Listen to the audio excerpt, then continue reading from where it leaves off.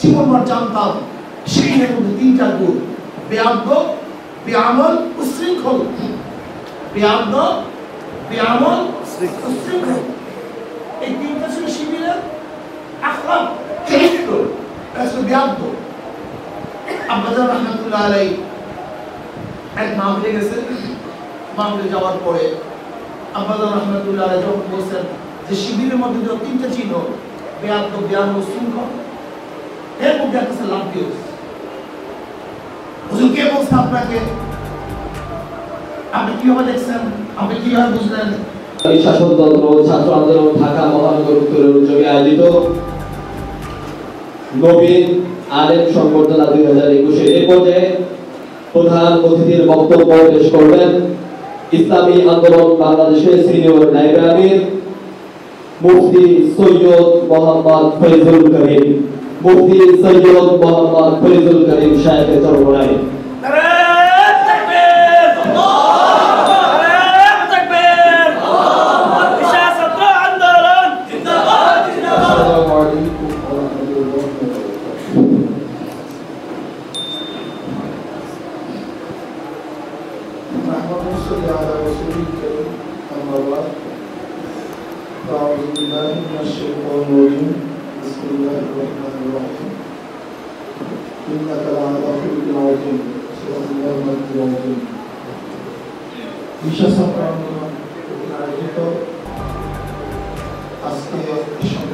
সম্মানিত সভাপতি, বিদার ওলামায়ে কেরাম, সর্বস্তরের ছাত্র ভাইয়েরা,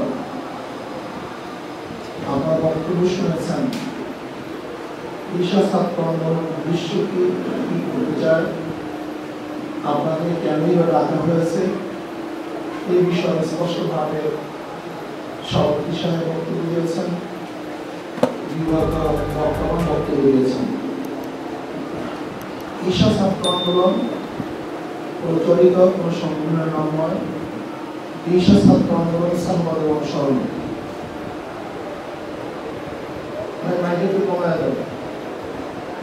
শব্দ না করে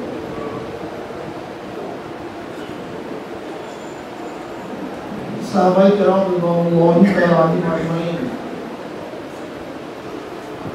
যেইভাবে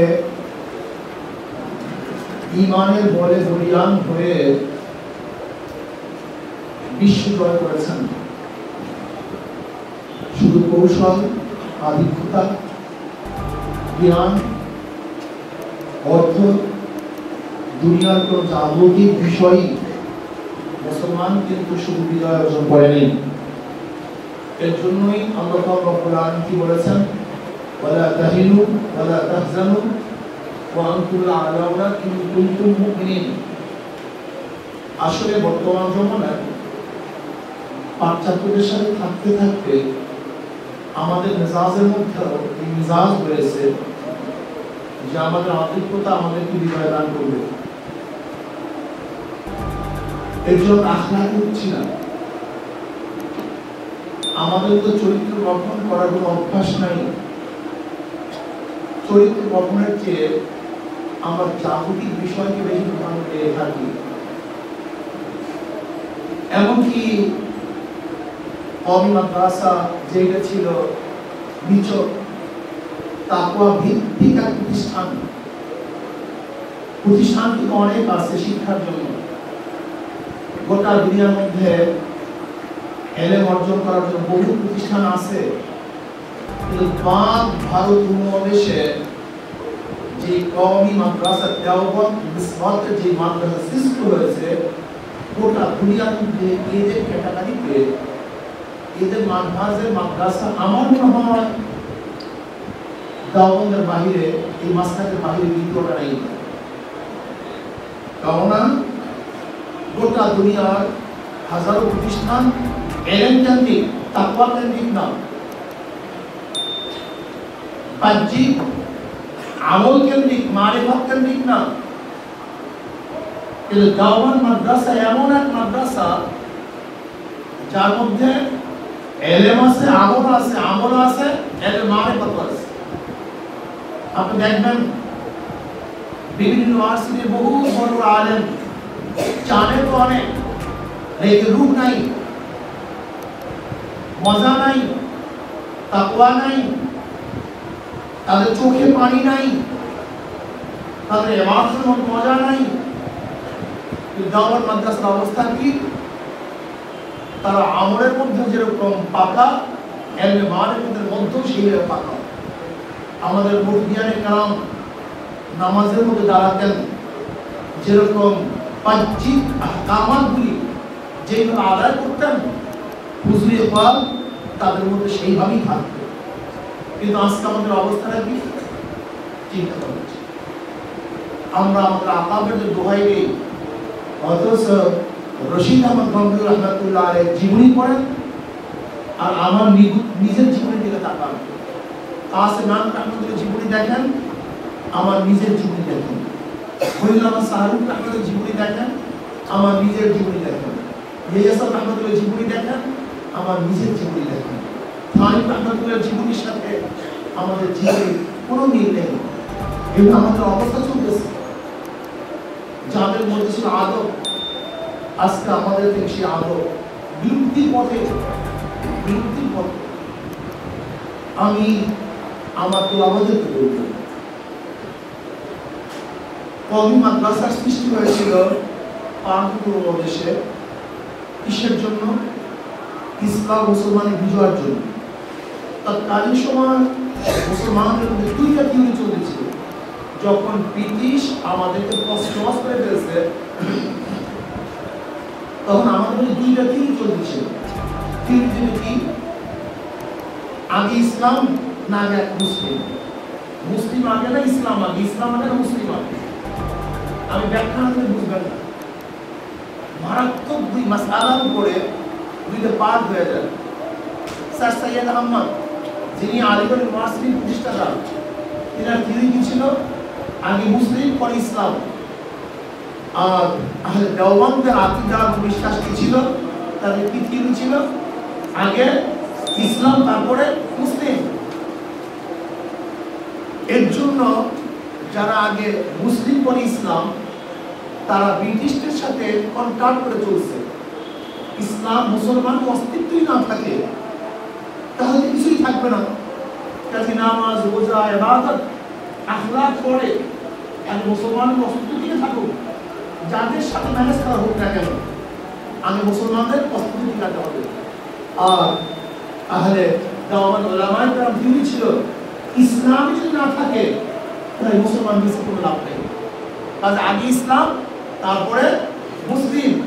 আর তাদের থিওরি ছিল আগে মুসলিম তারপরে কি ইসলাম। মানে মুসলিম এই জাতিটাকে টিকিয়ে রাখবো, আমল আখলাক ইসলাম ইসলাম পরে দেখবো। আর আহলে দেওবন্দওয়ালাদের থিওরি ছিল, ইসলাম না থাকলে এই মানবতার কোনো দাম নাই, এই মানুষের কোনো দাম নাই। হিন্দু, খ্রিস্টান, বৌদ্ধ, অন্য মানুষের মধ্যে আমাদের কোনো পার্থক্য নাই। ইসলামকে টিকাতে হবে, তারপরে সব কিছু করতে হবে। এই থিওরির উপরেই কিন্তু আমরা আজও আসি, এমন করলে আমাদেরকে থাকতে হবে। কিন্তু দুঃখের সাথে বলতে হয় যে কওমি মাদ্রাসার আকাবেদের মধ্যে ছিল তাওয়াজু, যেখানে ছিল না বিবাদ, শিকায়ত, পরনিন্দা, নিজেকে নিয়ে ব্যস্ত থাকতো, তাকওয়ার ভিত্তি ছিল। কিন্তু আজকে আমাদের সেই তাকওয়া নেই। আমরা করি হিংসা, আল হাসাদ ইয়াকুল হাসানাত কামা তাকুল নারুল হাতাব। চিন্তাই নাই উলামায়ে কেরামের যে আমি হাসাদ করতেছি। অথচ নবীর হাদিস, যে ব্যক্তি হাসাদ করবে তার আমল সব ধ্বংস হয়ে যাবে, এই চিন্তা আমাদের মধ্যে নাই। বিবাদ, শিকায়ত, বিবাদ আসার জন্য জিনা, অথচ আমরা করে বেড়াই, চিন্তাও করি না।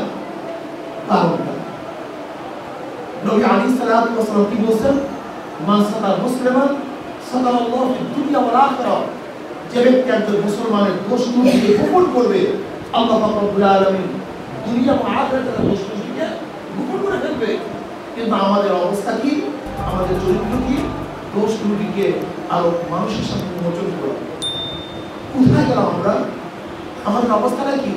শুধু কি তাই যে কওমি মাদ্রাসার ছাত্রদের মধ্যে ছিল আদব, আর সেই ছাত্ররা উস্তাদদেরকে কাফের বলতেছে, উস্তাদদেরকে মুশরিক বলতেছে, উস্তাদদেরকে গালি দিচ্ছে, উস্তাদের ভক্তি শ্রদ্ধা নাই। এর কারণটা কি? যেই কথাবার্তা একসময় বলছিল শিবির, যে কথাবার্তা বলছিল জামাত, আজকে কওমিয়াতের মুখে হুবাহু একই আলোচনা, একই কথা। একই ওদের মুখ ছিল, শিবিরের মুখ, জামাতের মুখ, আর এখন সেই মুখটা চলে আসছে আমাদের মধ্যে। চিন্তা ভাবনা, সে হিস্টিয়া, সে বেয়াদবি। জীবনভর জানতাম শিবিরের মধ্যে তিনটা গুণ: বেয়াদব, বেআমল, উশৃঙ্খল। বেয়াদব, বেআমল, উশৃঙ্খল, এই তিনটা ছিল শিবিরের আখলাক, চরিত্র। বেয়াদব আব্বাজান রহমাতুল্লাহ আলাইহি এক মামলে গেছে। মামলে যাওয়ার পরে আব্বাজান রহমাতুল্লাহ আলাইহি যখন বলছেন যে শিবিরের মধ্যে যে তিনটা চিহ্ন, বেয়াদব, বেআমল, উশৃঙ্খল, এর মধ্যে একটা লাভ দিয়েছে। হুজুর কে বলছে আপনাকে? আপনি কিভাবে দেখছেন? আপনি কিভাবে বুঝলেন? এবার আব্বাজান রহমাতুল্লাহ আলাইহি বলেন, সমস্ত শ্রমিক ছিলেন, এই বাচ্চাটাকে আমার সিলেট ছিল না? বলে হ্যাঁ। আমার সাথে যেইভাবে কথা বলছে আদব না বেয়াদব? হুজুর বেয়াদব। বলে দেখেন তো দাঁড়িয়ে আছে না, আপনার টুপি না, সুন্নতি জামা নেই, বেআমল আছে, আর উশৃঙ্খল আপনার দেখেনি, কথায় কথায় বাদাম নিয়ে উল্টু নিয়ে ফলে হতে মারামারি, কাটাকাটি, ব্যাস তারপর শেষ। এই ছিল তাদের আলামত, বেয়াদব, বেআমল, উশৃঙ্খল। অথচ আমাদের কওমি ছাত্রদের মধ্যে দেখা যায় এখন বেয়াদব, বেআমল, উশৃঙ্খলতা চলে আসছে। উশৃঙ্খলতার মারাত্মক অবস্থা, মারাত্মক অবস্থা চলে আসছে। যদি এইভাবে চলতে থাকে, আল্লাহ না করুক, তাহলে বড় আমাদের অবস্থা কি হবে? কোথায় যাবে? শোনো, তুমি তোমার খবর রাখো, আমি আমার খবর রাখবো। আমরা মাদ্রাসার সংশ্লিষ্ট। আজকে দেখো অবস্থাটা কি চলতেছে, কোথায় কি করাচ্ছে। আজকে মাদ্রাসার মধ্যে পাওয়া যাবে 1 বছরে নামাজ কাজা হয় নাই একজন তোলাবা, 1 বছরে তকবীরুল্লাহ ছুটে নাই একজন তোলাবা, জামাত ছুটে 1 বছরের মধ্যে একজন আলেম তোলাবা। কঠিন। অথচ রশিদ আহমদ গঙ্গুর রহমতুল্লাহ আলাইহি দাওয়াতের অনুষ্ঠানে গিয়েছেন, বিরামহীন কারণে তাকবীরুল্লাহ ছুটে গেছে। আফসোস করে বলছিলেন, আজকে 18 বছর পরে, আজকে 18 বছর পরে আমার তাকবীরুল্লাহ ছুটছে। 18 বছর পরে বাবা আজকে কওমিয়াত ছেলেদের মধ্যে তাকবীরুল্লাহ ছুটে না, জামাত কাজা হয় না, নামাজ কাজা হয় নাই। না, খুব কঠিন হয়ে যাচ্ছে বর্তমান অবস্থা। কবির গুণা প্রতিদিন করি না, এরকম কয়েকজন আছে কবিরা গুণা প্রতিদিন করি না, জীবনে তো দূরের কথা, প্রতিদিন কবিরা গুণা করি না, এরকম কয়েকজন পাওয়া যাবে। নামাজের মধ্যে হুজুরে পাল, খুশু কয়েকজন পাওয়া যাবে আমাদের ছেলেদের মধ্যে? না, খুবই কঠিন হয়ে যাচ্ছে, খুবই কঠিন, যা চিন্তাও করা যায় না।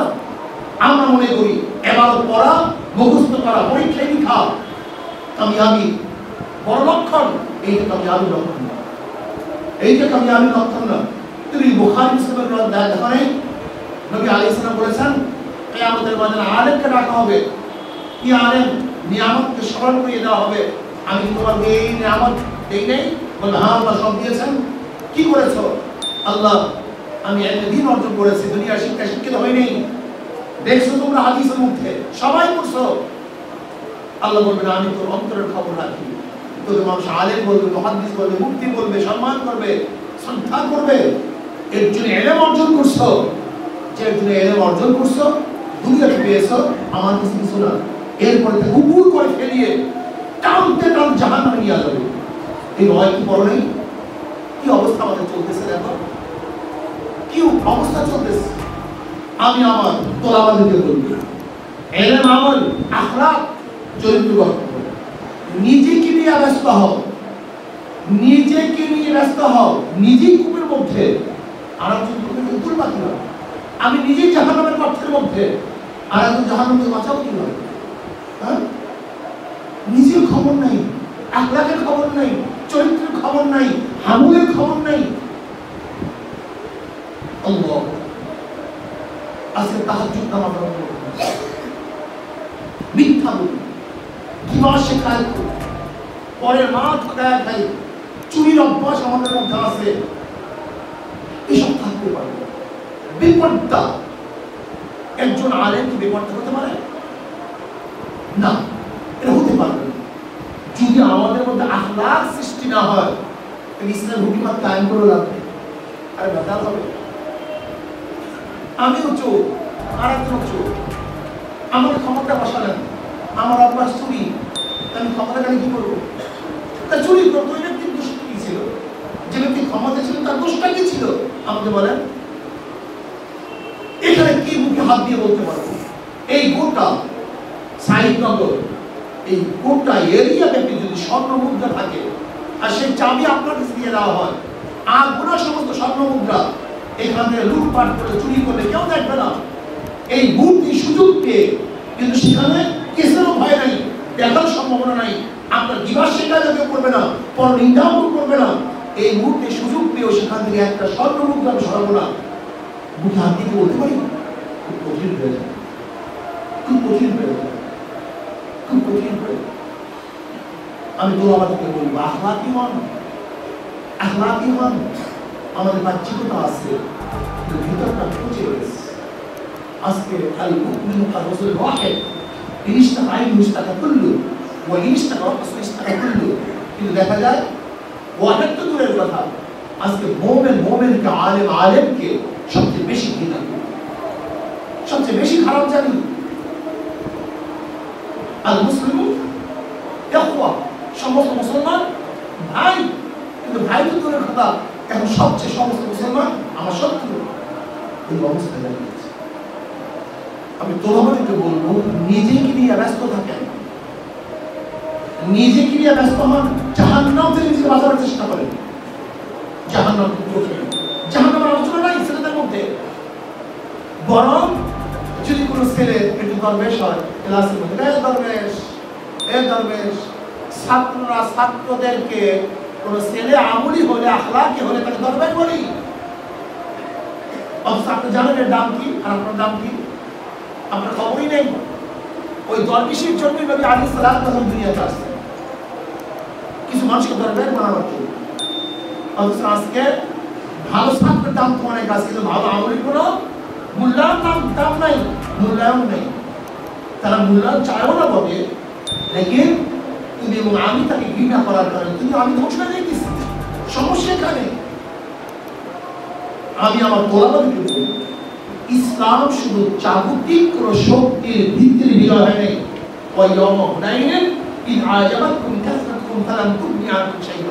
মনে রাখতে হবে যে বদরের ময়দানে স্বল্পসংখ্যক মুসলমান বহু বড় কাফের বিজয় অর্জন করেছে। আর হুনাইনের যুদ্ধে মুসলমানদের সংখ্যা ছিল কোন কোন রওয়ায়াতের মধ্যে 10,000, কোন কোন রওয়ায়াতের মধ্যে 12,000, কোন কোন রওয়ায়াতের মধ্যে 14,000, আর কাফেরদের সংখ্যা ছিল মাত্র 4,000, মাত্র 4,000। বদরের ময়দানে বিজয় অর্জন করেছে মুসলমান। আর হুনাইনের যুদ্ধ অবস্থা তোমরা জানো যে মুসলমানরা প্রথম অবস্থায় দিক বিদিক হয়ে এরকম ছুটাছুটি করছিল, আবু সুফিয়ান মন্তব্য করেছিল যেরকম দুরন্ত ঘোড়া ভাগছে এই মুসলমান আর কোনোদিন মুহাম্মাদের কাছে আসবে না, এমন হাতে ভাগছে। এই অবস্থা হয়ে গেছিল হুনাইনের যুদ্ধে। যখন বুঝতে পারছে যে আমাদের কাসরা তারা অজব নিয়ে আসছে, মুসলমানরা তওবা করছে, আল্লাহ বিজয় ফিরিয়ে গেছে অজবের মাধ্যমে। অজব কি জিনিস? অজব কি, কিবের কি, রিয়া কি, হাসাদ কি আমরা জানি না, পড়ি না, বলে এগুলো দরবেশ ছিল। শুধু তাই সেই কালিমা, মানদেনামা, বলেস্তা, বোসেতা আজকে কোথায় যাওয়া হয়েছে? এই কিসের ফার্সি বলো? আসলে ফার্সি ছিল না, এটি ছিল মগজ। মগজ ছিল আখলাকের মগজ, আখলাকের মগজ ছিল। আজকে আমাদের দেশে আখলাকের মগজকে তুলে দেওয়া হয়েছে। আগে প্রত্যেকটা মাদ্রাসা দেওবন্দের এমন কোন আলেম নাই যে আলেম একজন খলিফা না।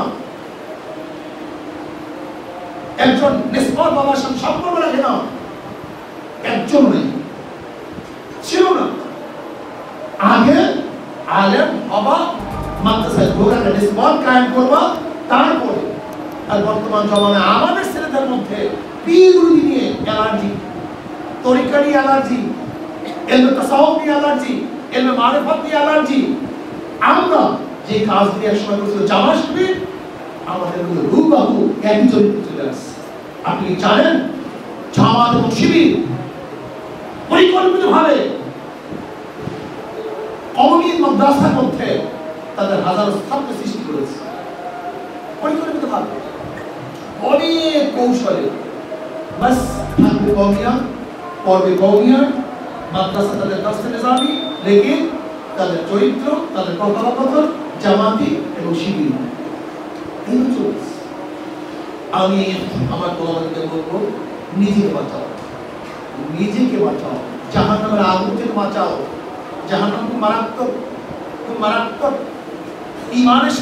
ঈমানের সাথে মৃত্যুবরণ করার চেষ্টা করো, কান্নাকাটি করো, বুজুর্গেরা দিলেন কিতাবাদি পড়ো, আখলাক হওয়ার চেষ্টা করো, আমলি হওয়ার চেষ্টা করো, ইলম এবং আমল দুইটা সমন্বয়ে চলার চেষ্টা করো।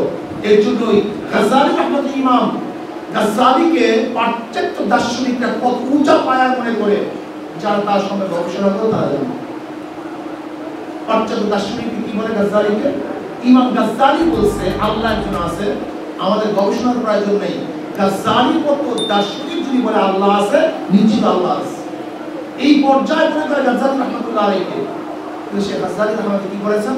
12 বছর পর্যন্ত জঙ্গল জঙ্গল থাকছেন, মাদ্রাসার ইমাম, মাদ্রাসা দর্শিয়াত বাদ দিয়ে, সমস্ত জাহিলিয়াতের বাদ দিয়ে 12 বছর পর্যন্ত, এক দুই দিন না, গোসাই শেখতিয়ার করছে 12 বছর পর্যন্ত। কাজী আদবি হই, আখলাকি হই, চরিত্রবান হই।